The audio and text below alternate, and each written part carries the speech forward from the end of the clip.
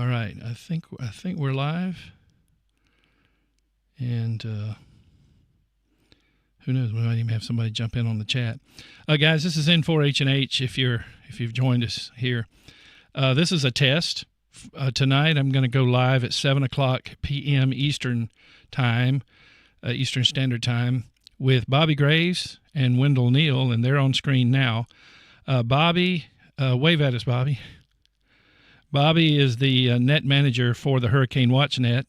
This is National Preparedness Month, and so I wanted to get them in here and talk about the Hurricane Watch Net. So that we'll be doing that tonight at 7:00. But we're running a test and wanted to give you guys a preview.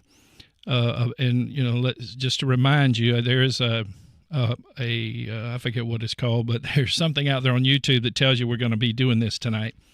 So I'm going to go ahead and, for those of you who might have joined us here for this, see, we got 7 viewers. Say hi. Let us know who you are. I want to let Wendell and Bobby introduce themselves, and of course we'll go into much more detail tonight and talk to you about the Hurricane Watch Net in much more detail and ask you how you could be involved and help out. That would be great. I'll just go ahead and mention one thing that we're going to talk about tonight is the need for people who are in the affected area to join in and you'll be radioing into a net control operator, and they need that information from your area, like things such as wind speed and rain amounts and things like that. Even if you don't have the certified gauges, they can accept some estimates, and they do work directly with the National Hurricane Center out of Miami, and they use the information that the Hurricane WatchNet provides to them. Hurricane WatchNet also broadcasts information from the National Hurricane Center over amateur radio, so amateurs can listen as well as shortwave listeners. All right, with that, let me turn it over to Bobby Graves, and he is KB5HAV. Tell us where you're from, Bobby, and a little bit about yourself. Hey, Doug, I'm located in Starkville, Mississippi. Born and raised most of my life in the Jackson, Mississippi area, but we relocated up here at Starkville back in 2020 during the middle of the pandemic. And because our youngest daughter told us that we will be first-time grandparents come Christmas that year. So we relocated up here, and now we have 2 grandsons, enjoying being with them. That also helped me. One great way of relocating is being a little bit out in the country, away from all the heavy power lines and city noise, and I can actually hear people without having electrical noise. So that definitely helps out quite a bit, especially when you're a emergency operator trying to work, help people during hurricanes or whatever emergency situation they got. Being able to hear people when they're maybe weak on their end helps out quite a bit. So anyway, we'll be talking a lot about hurricanes and emergency preparedness in that area. We'll look forward to having you tonight. Well, thank you, Bobby. And Wendell, I'll have Wendell. So Bobby's the net manager. I'll have Wendell introduce himself and tell us his title.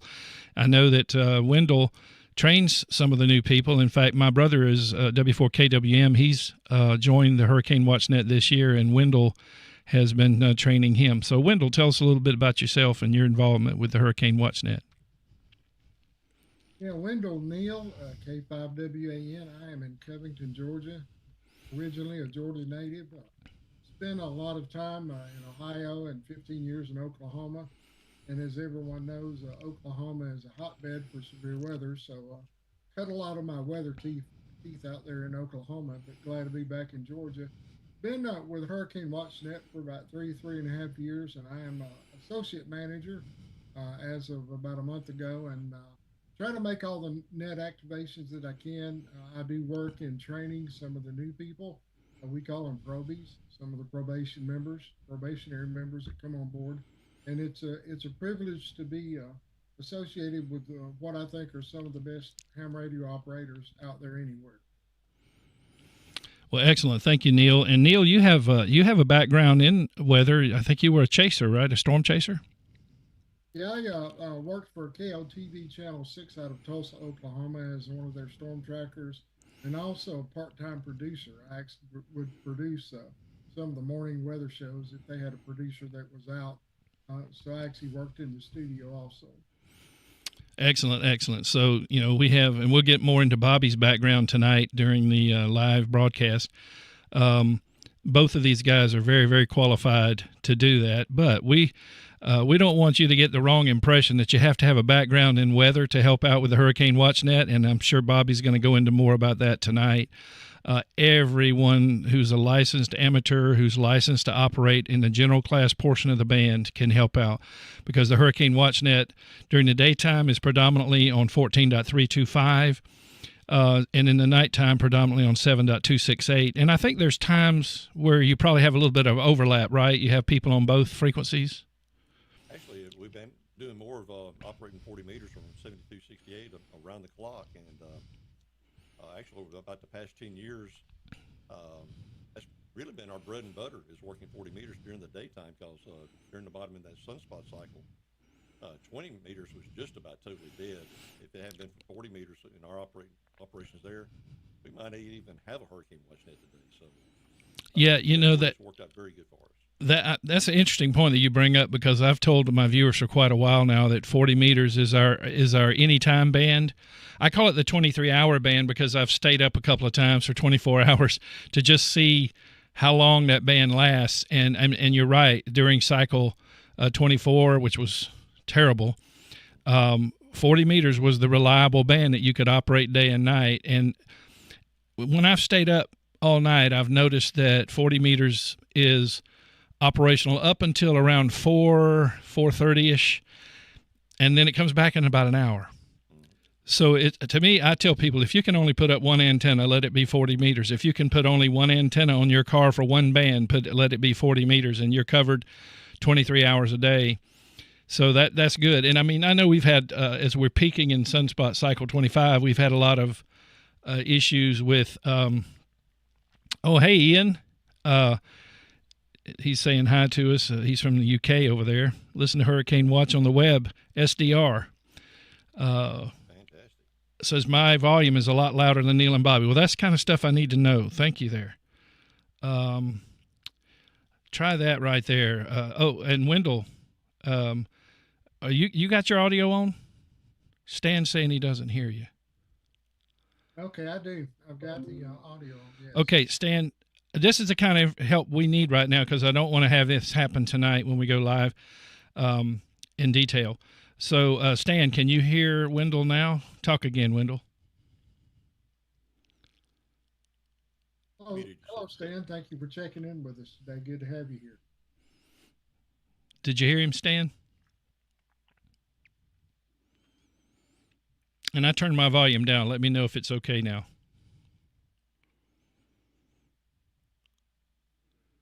Well, I'm not seeing anything from Stan. Doug, what you could probably do on your end, I'm not sure if you're letting Zoom control your audio. If you are, tell Zoom to not control it, and then that way you can set your slider for your overall volume. Well, I'm controlling it through this Focusrite preamp. Mm-hmm. How's my volume compared to Wendell's? Wendell talk. The same on my end. Maybe just a tad stronger, not much though. Okay. All right. Hey, Ian, on how's my volume compared to Wendell's and Bobby's on your end?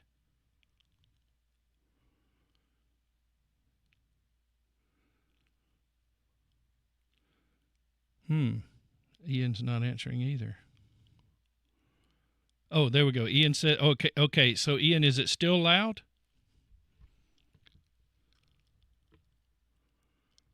I'll cut it back some more. I'm just barely going into the yellow here. Still loud. Wow. I'll back off the mic a little bit.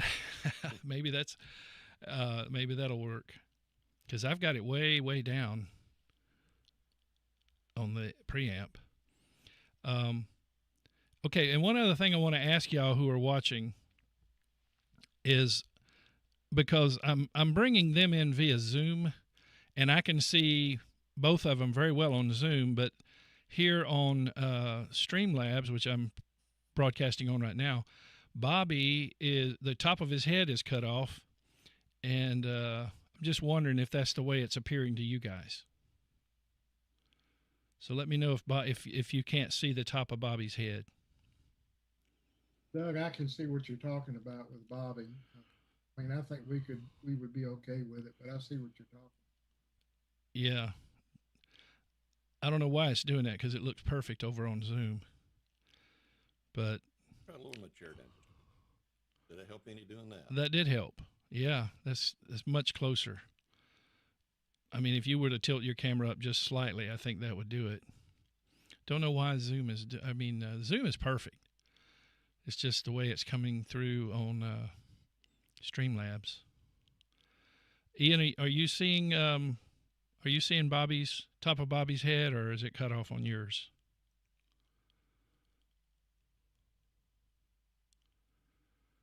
I'll watch for his response. But yeah, I just want to remind everybody who's watching tonight, 7 o'clock Eastern Standard Time. That'll be 2300 UTC. I'll be interviewing Bobby, and Wendell will be with us fielding questions. And we'll be talking about inclement weather, specifically the Hurricane Watch Net, because, well, it's hurricane season, and they've already been activated 2 or 3 times now, right, this year? 4, almost 5 times a league. Okay. Libby, Ernesto, and this last one, France, seem to be 4. Okay. There's Ian says that. Well, there's a heart there, so I can't read all of it. What's that say, Wendell?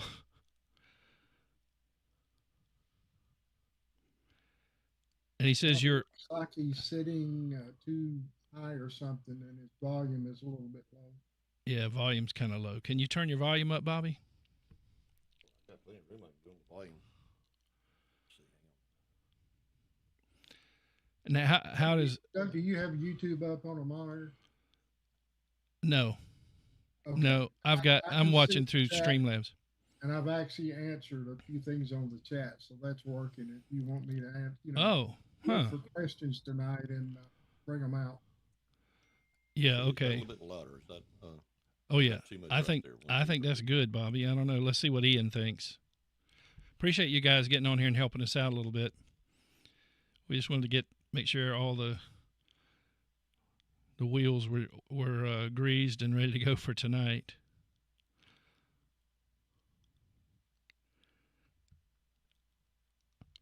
Yeah, it says I have to sign in to chat.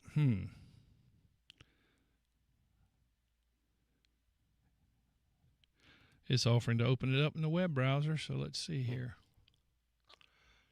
Yeah, I still don't see where you've answered questions. Oh, there it is. Yeah, you said, hi, Ian. Thanks for checking in. Hi, Stan. I don't see any questions, though. Well, it's just their comments I've been responding to. Okay, good. All right, yeah. Well, that'll work. I think we'll be okay for tonight. Bobby, if you can figure out some kind of way to get your camera to tilt up just a smidgen more before tonight, I think that'll be better. I'll see what I can do. All I did is I just lower my chair as low as I go, and that did help. Lowering the chair did help. And I got my camera tilted back. Well, if I go any further on my cameras, they fall off my monitors. Oh, okay. Well, we'll be all right with that. Yeah. So Ian, since you're giving us some feedback there, Stan, if you're still there, either one of you really, are our audio levels about equal now? I'll wait and see what Ian comes back with. But yes, the camera's a little bit too dark. It's okay here. Wendell, yours is a little bright. You got a lot of white. Yeah, I got a lot of sunlight coming in behind me, but that'll probably be gone. Yeah, that'll be gone tonight.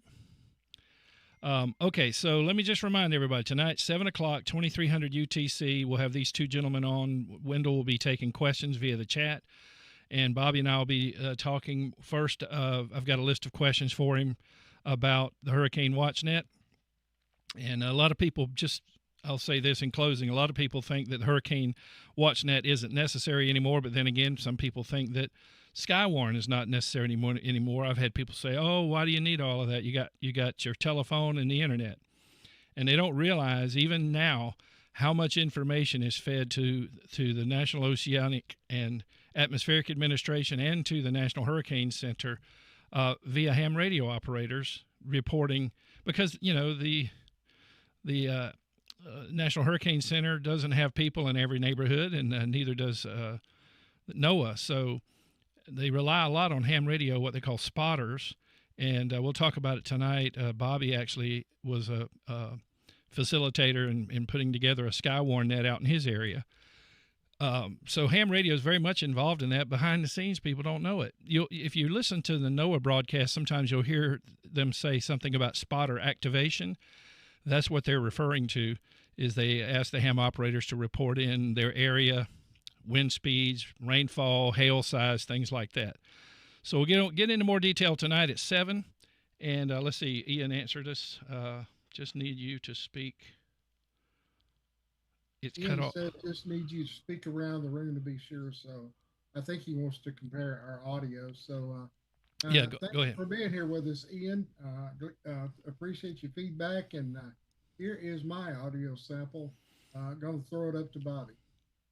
Yeah, Ian, thanks for being there this morning or afternoon, wherever you may be located, and hope you'll be with us tonight. Just give a little bit of audio here so you can get a comparison. Hopefully I'm not too loud, but then again, I want to be loud enough to be heard. So thank you for being there. Yeah, and by the way, if you can't join us live, I know, Ian, you're in the UK, so it'll be dark, way dark for you. But for those of you who won't be able to join us live tonight, I mean, it'll be on YouTube, and you can rewatch it later. You just wouldn't be able to actively post, into the chat a question. And let's see, we have Levi here, fairly new ham in Florida. Got his license back in June. Wow, cool, Levi. Congratulations, yeah. So, well, he would be a cinch for the WatchNet, wouldn't he? Oh, yeah. Because, one of the things we want to highlight tonight, I'll just give a little bit of a spoiler, especially for those who are watching from another country where it's going to be too late for them to get on with us. We need more people. The Hurricane WatchNet needs more people in the affected areas who can radio into them some what they call reportable criteria. Wendell, can you give us a quick talk about what is reportable criteria? Basically, what we're looking for, there's a Bobby put a slide up there. Yeah. It's ham radio operators in the affected area. Reportable criteria is wind speed, wind gust, rain intensity, any damage in your area, if it can be reported safely. If you have a weather station, what type of station do you have? Barometer reading, if you can give that. Has your barometer been calibrated recently? Basically, we want a ground truth evidence from you of what is going on at your station. And we take those reports and we forward those directly to the National Hurricane Center. And that's very important information for those guys at NHC as they're making decisions on their forecast and letting them know exactly what is going on as the storm is hitting their affected area. So there you go. So sometimes the issue is not just even having net control operators, although they need more of those as well. The issue is also getting people who are in the affected areas, to safely radio in. I mean, I remember when Hurricane David hit my hometown of Savannah, Georgia in 1979, and I was not licensed until 3 years later. But we got we were getting all of our information from a 3,000 watt FM station that was inland a little ways because all the other stations had to shut down. The last AM station was WTOC AM 1250, 1230, something like that in Savannah. And they were broadcasting from the base of their tower. And the water got up to be about knee deep, and they decided better go ahead and shut down. So ham operators were relaying weather data to the little station that was inland, the 3,000 watt FM station, and that's how we were getting our weather reports. So, I mean, okay, that was 1979, but it's just as important today that we have ham operators. Now, I will say one of the ham operators who had radioed in that data was down literally on the coast, on the beach, and his tower got blown down during that time period. But I think what Wendell and them are saying is, as long as you're safe to transmit, please report into them so they can report that data to the National Hurricane Center. Let me turn. You have to have an outdoor antenna. Some of our guys actually have antennas in their attic. Oh yeah, attic antennas. Even some of those loops, right, that you can operate from the living room. I've done that on vacation before. An Alpha Loop or an Alex Loop. I think both of those are companies that make those. So yeah, I mean, really, that's another thing. Like with me here, I go to the HT for Skywarn, if it's really bad here, but so that I don't subject risk my outside antennas getting hit and damaging my radio. So with that, we'll close out. But what I want to do is give Bobby the final word here, and let him take care of put the ribbons on this, and inviting you guys to our live stream tonight, where we're going to go into more detail. Go ahead there, Bobby. Yeah, thanks, Doug, and appreciate Doug inviting me to be on this program tonight, and hoping this season will not be as bad as what they were expecting it to be. But hey, Mother Nature, she loves to play tricks on every one of us. And always remember, too, when it comes to meteorology, it's not an exact science. So that's the reason why we need to have storm spotters. We need to have reporting stations. Sometimes it just takes one report. You may think it's so insignificant. And we'll talk on that a little bit later tonight, that there's been so many times took one report that made an entire change in what the forecast was supposed to be. Maybe where they thought the storm was going, changed the whole dynamics of it. So your information is very important to us. And of course, when it's come to hurricane preparedness, I always want to try to start earlier in the season, but hey, it's never too late. So looking forward to seeing you tonight, and hoping to have a good turnout. Thanks a lot. Well, thank you there, Bobby. And hello, Donnie. I've been seeing some of your comments on the YouTube channel. Thank you for joining us here. I hope you can be there tonight during our real broadcast. This is kind of a test run. And I do want to say, though, just in case we have some out there who cannot join us tonight, I've got the Hurricane Watch Net up on the screen. I hope you guys can see it. Wendell, are you seeing that? All right, see you, Ian. Thanks so much. Are you seeing the hurricane? Okay, good. So I want to let Bobby tell you how to join. We're going to talk more about it tonight in detail, but for those of you who might not be able to join us live, Bobby, can you tell them how they could join the Hurricane WatchNet? Sure. Just visit our website at hwn.org. And on the left side navigation bar on any pages that are there, you'll find a link toward the top that says net control information. Just click on that link and just read the information and go from there. Okay, yeah, there we go. And I've got that up on the screen. You can see where he's talking about over there where it says net information right below there. Cool looking logo. I like that logo. You'll see where it says the net control information.